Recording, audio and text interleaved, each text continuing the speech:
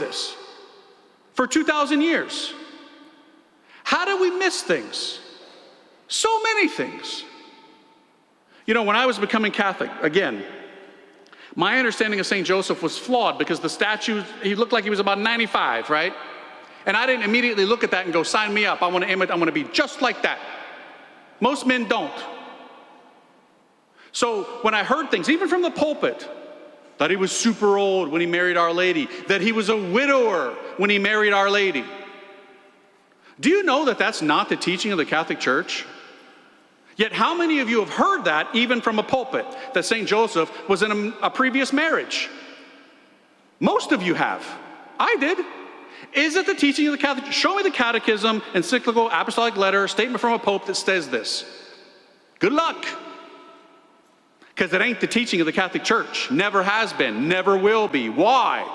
Because it's not true. Why was it said?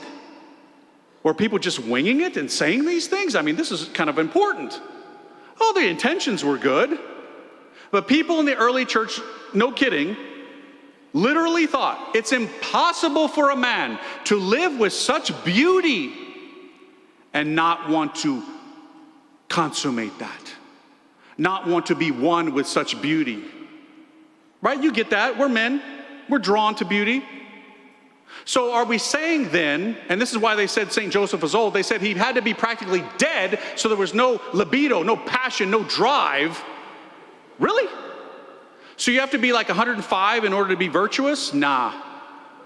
It's actually more virtuous if you're young, have all your passions and your drive, and you hold them in check for the greater good, the mission that God has given to you. You know, girls always tell me they're attracted to Frassati the hottie, right? Blessed Pier Giorgio Frassati, handsome looking dude. If that dude who lived in our times could be chaste and be a handsome man around beautiful young girls, could not our Joseph? Was he not equipped with the graces necessary to have a chaste heart? To restrain his passions, his desires? Sure he could. Sure he could. So where all this stuff comes from is apocryphal literature. Non-inspired, non-canonical.